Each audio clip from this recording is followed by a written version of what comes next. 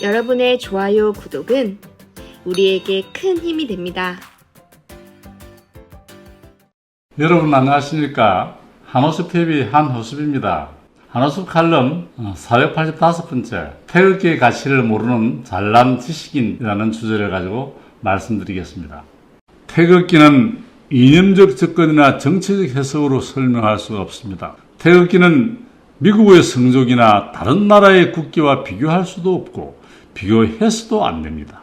광화문광장 태극기 개양대 설치안을 정부에서 10년 전 추진하였으나 서울특별시를 반대로 무산된 적이 있습니다. 보수 대통령 박근혜 정부의 추진안이었고 진보 서울특별시장 박원순 시장의 반대로 무산되었던 것입니다. 그 당시 오세훈 시장이 사표를 내지 않고 보궐선거에서 보수시장이 되었으면 개양대가 설치되었을 것입니다. 태극기 개양이 보수 진보의 이념적 논리와 정치적 이해관계로 무산되었다는 것은 너무나도 슬픈 일입니다. 얼마 전 오세훈 서울특별시장은 광화문 광장에 국내 최고 높이의 태극기 개양대를 설치하여 국가 상징 공간을 조성할 것이라고 발표했습니다. 지름 3m, 높이 100m의 개양대에는 가로 21m, 세로 14m짜리 초대형 태극기가 걸릴 예정입니다.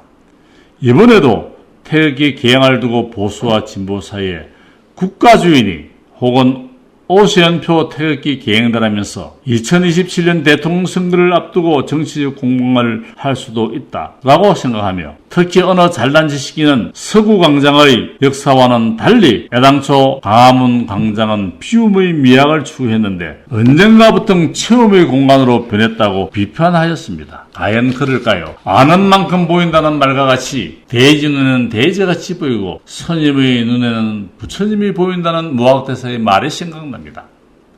광장은 투자야 아름답게 꾸며야 광장이라고 보는 사람도 있지만 광장은 인류가 정착하여 마을 공동체를 이루고 국가를 형성하면서 자연스럽게 생긴 것입니다. 광장에서 마을 사람들이 모여서 즐겁게 함께 놀고 또 사람들은 자신의 개성과 취미에 따라 이용하였습니다. 이것이 광장의 시작입니다. 광화문 광장도 여러 가지 변천을 통하여 오늘의 광화문 광장이 되었고 시대의 변화와 시민의 요구에 따라 광장의 기능은 변화하고 있습니다. 비움과 체험 중 어느 것이 좋다고 단정할 수도 없습니다. 광장을 찾는 사람에 따라 선호하는 성향은 다를 수가 있습니다. 그러나 한편에서는 비움의 미학을 추구해야 할 광화문 광장에 서울특별시는 주변에 태극기 개양대가 많이 있는데도 불구하고 가장 큰, 가장 긴, 가장 높은 태극기 개양대의 압도적 스케일을 강조하고 있다며 비판하고 이런 추상적 기하학적 우수성을 자랑하는 장소 마케팅은 신생국이나 신도시가 주로 쓰는 수법이라고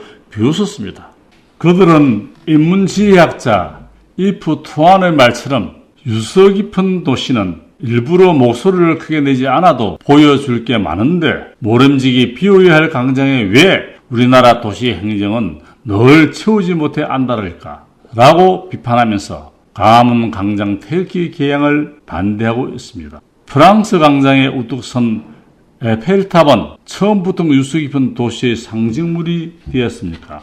주민들의 비판과 반대를 무릅쓰고 세웠던 에펠탑이 세월이 흘러 유적이 되고 유물이 되고 문화가 되고 역사가 되어 세계인들이 찾는 유서 깊은 관광지가 되었고 후손들의 문화유산이 되었고 관광상품이 되어 후손들의 삶을 윤택하게 하고 아름답게 만든 것입니다. 시장은 미약하나 그 끝은 장대하리라는 성경의 말처럼 말합니다. 가장 크고 가장 길고 가장 높은 12,000년의 한의 나라 한국 한민족 한국인의 상징인 태극기 개양대가 광화문 광장에 차지하는 직접적인 면적은 불과 지름 3m입니다. 우리나라 사람들은 이념적 갈등으로 태극기에 격려도 하지 않고 여러 가지 이유를 붙여 태극기를 부정하고 그 가치를 인정하지 않는 경우가 있습니다. 가령 언제 누가 만들었느냐, 그 사람이 자익이냐 우익이냐, 4대 식민사관의 매국노냐, 누구나 만들었나가 등으로 비난하고 비판하고 있습니다. 그러나 필자는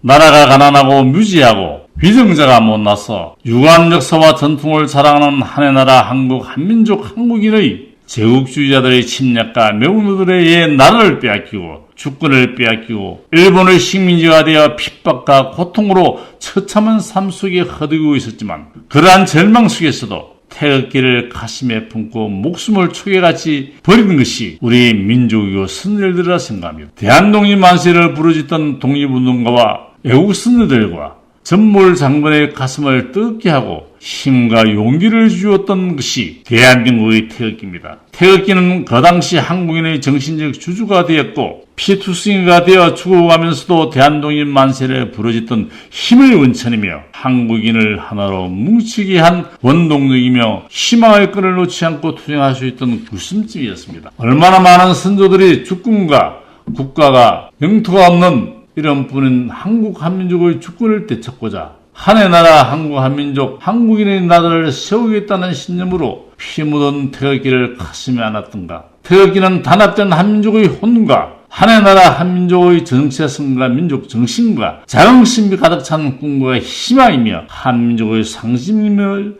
국민들은 꼭 알아야 합니다. 태극기 속에는 선조들의 피와 땀과 눈물과 영혼이 있고 생명이 숨쉬고 있고 한의 나라 한국 한민족의 혼과 생명이 영원히 함께하고 있음을 한국인은 꼭 기억하고 알아야 합니다. 광화문 광장에 세계에서 가장 크고 가장 길고 가장 높은 태극기를 개양한다면 100년이 지나고 1000년이 지나고 만년이 지나면 태극기에 얽은 이야기와 함께 선조들의 값진 죽음과 세계 평화와 인류 행복의 상징으로 영원히 기록되는 뉴스 깊은 세계적인 문화재가 되리라 확신합니다. 태극기는 아무리 많이 개양하고 사랑해도 부족함이 없는 인류의 행복과 세계 평화의 상징이며 한의 나라 한국 한민족 한국인의 자랑임의 희망입니다. 왜곡된 지식과 잘난 지식으로 존귀하고 위대한 태극기의 존엄과 가치를 폄하하는 일이 더 이상 없기를 간절히 호소합니다. 대단히 감사합니다. 지금까지 부산 하늘인 한호섭이었습니다.